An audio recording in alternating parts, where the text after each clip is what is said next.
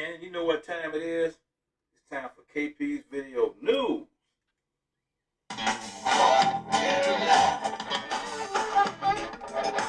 KP Video News, y'all. KP Video News, y'all. KP Video News, y'all. Right. That's right, folks. It's time for KP's Video News, y'all. And man, I'm gonna dig right in here. Today is 12/22/21. So either way you switch it, you reverse it, it still comes out 12/22/21. Anyway, yeah, I got a little blessing today. You know, I went to the store here early. I was just woke up this morning and man, something was guiding my steps, brother. I went, got up, got dressed, went to the store, and this lady that was in front of me, man, she had a lot of items, and she had kind of walked away, and then she came back. No big deal, anyway, she said, Happy New Year, Merry Christmas, and all that other good stuff, man. I'm like, yeah, Merry Christmas. Anyway, make a long story short, the lady paid for my groceries. And this is not the first time I've had this happen before, but man, I'm counting. Thank God Almighty, man. I'm counting it as a blessing. So I had to play it forward, as we say. Made sure I played it forward. But man, that's a good feeling, man. And I thought about it, I said, I know something just got me up, because I wasn't even thinking about going to the store, man. Something just got me up. I got dressed real quick, went to the store to grab a few items. I said, let me go to the store while it's still early. Some people, don't wake up till 12 noon. And so I decided, let me go on and do this. And I did. Thank God Almighty. It's all about being at the right place at the right time to receive your blessings. Amen. Anyway, on with the show. And several organizations, including the Maryland chapter of the NAACP, are calling for the male staff members at Howard County High School in Baltimore, suburb of Elliott City, to be criminally charged after disturbing video footage showing school officials restraining and striking the student in the head. In a statement earlier this month, Howard County Public Schools said that the student, whose name has not been released, reportedly assaulted multiple other students on Thursday, December 2nd, in the cafeteria, and that the Howard County Public School security guard and a school administrator intervened and helped the school student resource officer subdue the student. 3 staff members, had intervened to restrain one child, one girl. And a student who was black was later disciplined. However, the security officer and the assistant, a former police officer, was placed on paid leave. And the NAACP says the school employee should be charged. It was brought to the attention that criminal charges have been filed against the child who was attacked by an adult HCPSS employee, but no charges have been filed against the adult. President of the NAACP Maryland State Conference, Willie Flowers, said in a statement to the news station, and we have demanded an investigation into the incident, but we never thought that a student would be charged for a crime when the student was the one on the ground being assaulted by 3 male adults and punched in the head by one of them. Sends a terrible message to the community that children will be abused and the traumatizing acts of an adult employee will be overlooked. The security assistant assaulted the student with the amount of force that is intended to cause serious bodily harm, while the SRO and assistant principal stood by and watched. The NAACP representative Candace James said, therefore, it is the position of the NAACP that the staff that was involved in the incident should be fired and charged criminally. Howard County Black Community Aging Council and African American Community Roundtable have also called for the employees to be terminated.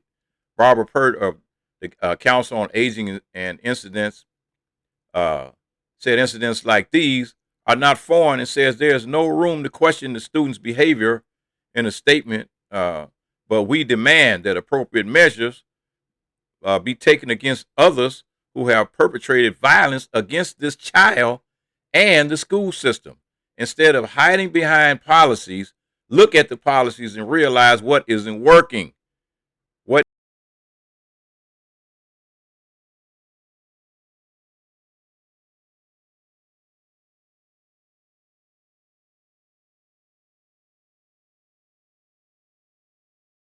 so that they are safe to be in contact with kids. So it's a real sad situation, man. You got 3 male adults tackling a female child and hitting the child in the head while restraining them. Wow. It's crazy, man. It's crazy. So we got another school teacher. It's in a different area here. This one is in Michigan. So you had a Michigan teacher that was arrested after being accused of placing inappropriate handwritten notes in multiple teachers' work areas. District officials said that one of the notes was threatening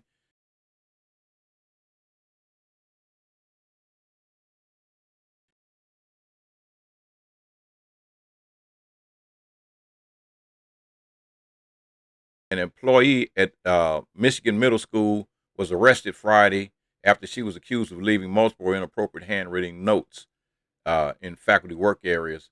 And a district official said Jefferson Middle School staffer who was placed on administrative leave was captured on school surveillance footage. The identity of the employee has been concealed pending charges, the report stated, though an interview with the Free Press Macomb County prosecutor and described the employee as a teacher. In one of the notes, there appeared to be an attempt in making a false threat in hope of the school closing. Based on the facts, information, and timeline, the team was confident everyone was safe and there was no need for initiating any lockdown or any safety protocols, calling the alleged threats unacceptable.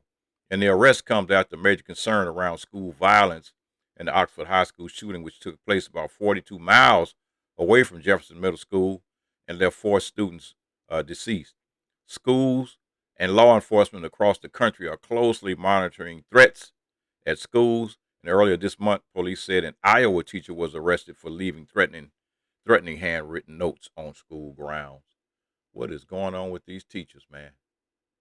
What is going on with these teachers here? These are the ones that we turn our kids and grandkids over to on a daily basis to watch over our kids, man. And this is how they're acting. So staying in that vein. So this next James and Jennifer Crumbley, the parents of Ethan Crumbley, the 15-year-old boy accused of killing 4 classmates at the Oxford High School, which I referenced in the last article, in Oakland County, Michigan, were charged for their alleged role in the tragedy. Criminal law, unlike civil law, is less likely to hold the defendants liable for the actions of a third party, even if that third party is the defendant's child. This is because the criminal law defendants face incarceration and associated stigma that comes with the conviction. Both Crumbley parents have pleaded not guilty to 4 counts each of involuntary manslaughter. If convicted of all counts, they each face a maximum prison sentence of 60 years and a maximum fines of $30,000. Unable to make the combined $1 million bond, they appeared before a judge in prison uniforms and chains. In the rare instances that parents of school shooters are prosecuted, they are formally charged with crimes such as child abuse, child neglect, and failure to properly secure a firearm. The charge lodged against the Crumbleys involuntary manslaughter, also known as gross negligent homicide, is even more uncommon. But it's not without precedent. In 2000, Jamel James, a Michigan resident, pleaded no contest to involuntary manslaughter for leaving his handgun in a shoebox in his bedroom. At the time, James lived in an apartment.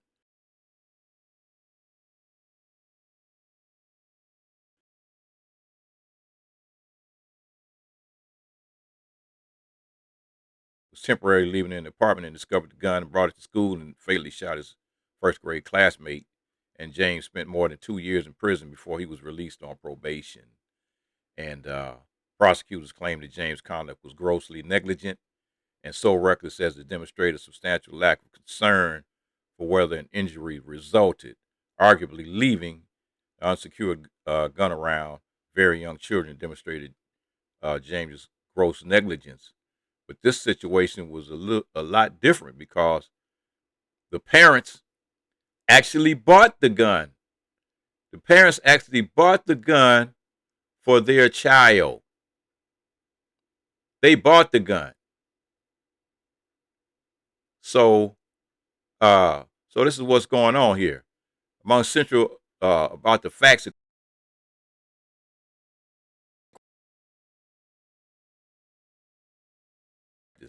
neither parent informed the school that they had bought the gun and that their son had access to it.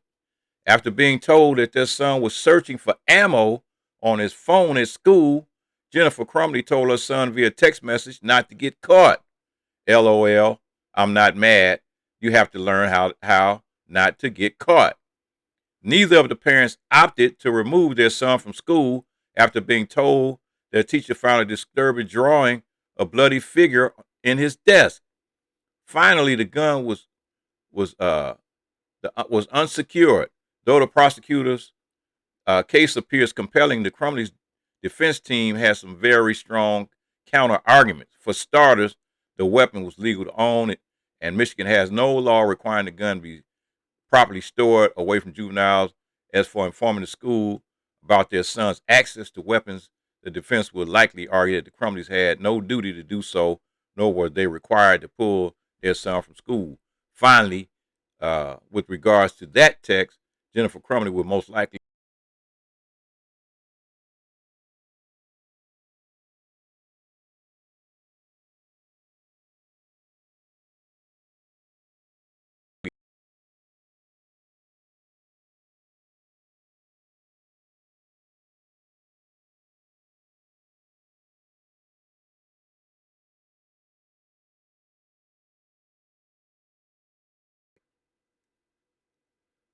on with the next story, folks. Kind of switching reels a little bit. We have an unvaccinated Illinois COVID survivor has a change of heart almost after 2 weeks in the hospital. Rhonda Morrison, a full-time homemaker uh, and married mother of 3 children and 2 grandchildren, believes in science. The 55-year-old Springfield resident also believes the COVID pandemic is real now, but even though scientists say vaccines are the best way to reduce the virus transmission, sickness, and death, she decided not to get vaccinated. So she claimed that she believed, this is what she claimed, that her body was strong enough to fight off anything. And boy, was I wrong, Morrison stated on Friday from her hospital bed. And she's not ashamed to admit that pride uh, cometh before my fail. After experiencing symptoms of COVID a few days before Thanksgiving. Wow, a few days before Thanksgiving. So that means she has symptoms before Thanksgiving. It's a real good possibility. This is a sidebar that she may have infected somebody else. Morrison was admitted into St. John's Hospital and discharged Saturday after an almost 2 week stay. She said her COVID-related lung damage may take years to heal, but her experience with the coronavirus left her thankful to St. John nurses, doctors, and other caregivers, and grateful to once again hug her children who were too young to visit. And her experience also made her regret that she didn't take advantage of vaccines proven to prevent serious illness and death in the vast majority of COVID-19 cases. So they wanted to do things my own way, she said, adding that she points to getting vaccinated soon and make her unvaccinated husband and 2 unvaccinated children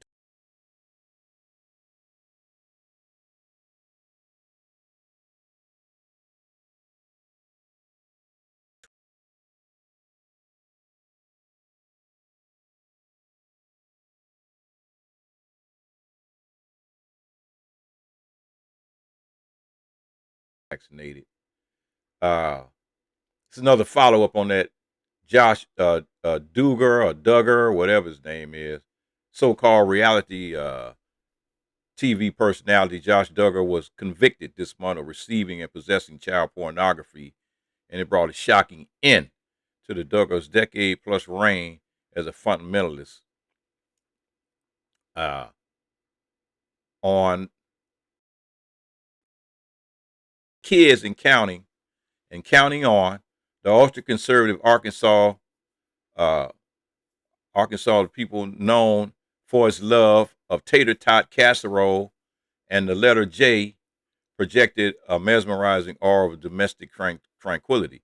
Josh, the eldest, the oldest of 19 children, was the golden boy, marrying at age 20 and accepting an influential job with the Family Research Council's lobbying arm in Washington, D.C.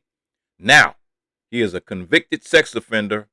And over the course of a 6-day trial in Fayetteville, prosecutors presented compelling evidence that Duggar used the dark web to download material depicting sexual abuse of children on a laptop in his car dealership. Images a Homeland Security agent described in the top 5 of the worst that he's ever had to examine. The 33-year-old father of 7 faces up to 40 years in prison. And Duggar's conviction was shaking a wholesome reality TV empire that's grown larger than the family itself, provoking new scrutiny of TLC's reliance on young stars, as well as a role in whitewashing the Douglas family views on sex, gender roles, and procreation in order to make them more palatable in a mainstream, predominantly female audience. So these people are like, man, so they're their little 5 minutes of fame is over. It's over. It's over. So this article here is pretty long. It's a pretty long article.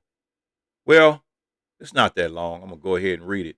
It was a 60 minutes episode on this past Sunday called America's Dirty Secret, and it's a public health nightmare, man, for Alabama residents. And correspondent Bill Whitaker took a deep dive into the lack of sewage treatment affecting residents of Lowndes County, Alabama.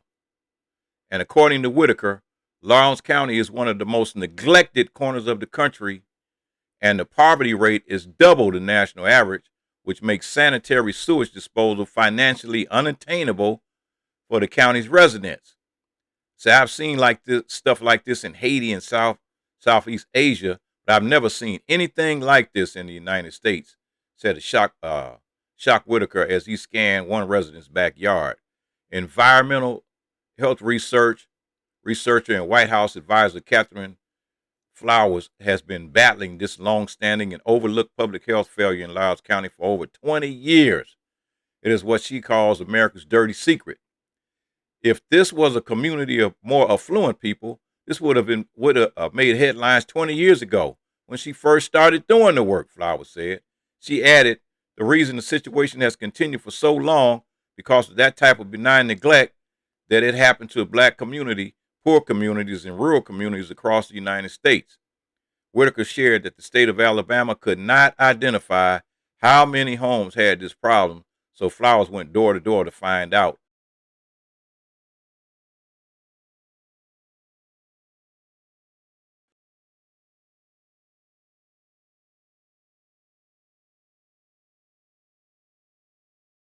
Residents' health, according to a tropical disease specialist at Baylor College of Medicine, Mayor who tested the stool and soil from the residents' properties said using a PCR test like those used to detect COVID-19, they found small amounts of DNA from hookworms, a parasite that can cause stomach problems, anemia, and developmental delays in children, Whitaker reported.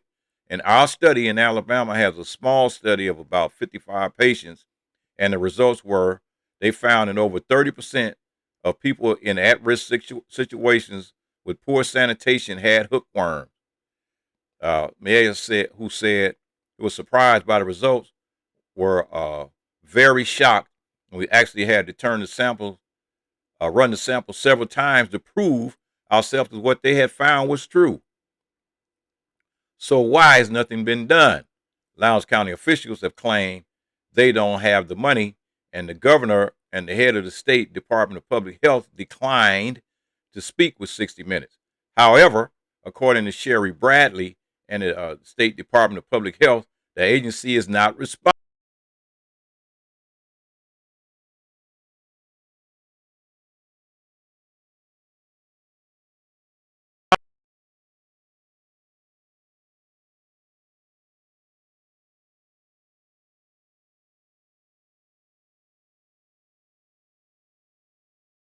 days after they spoke to Bradley. The DOJ launched an unprecedented civil rights investigation into whether Alabama Department of Health is discriminating against black residents in Lowndes, denying them access to proper sanitation. However, Whitaker also shared the department says it's cooperating, and we couldn't find a single state program devoted to remedying the sewer problem in rural areas. Not one single program could they find. And I know a lot of those old houses, man, back when I was a kid, and I'm going like places, visiting places like, down south, man, that they they had outhouses. They had outhouses, but these people basically have toilets in the house, but the stuff is going nowhere. It's just going like a ditch or something out in the front of the house or the back of the house, most likely, but it's not going anywhere. So they need to put in septic tanks to catch all this, man. This is really crazy. And only in poor, it's not just happening to black people, it's happening to whites, poor whites too, that live in the South. And so let me make this my last story here. Uh my last story here. Because this guy here was just, I don't know what he was thinking about. It was a guy, for whatever reason, decided he wanted to steal after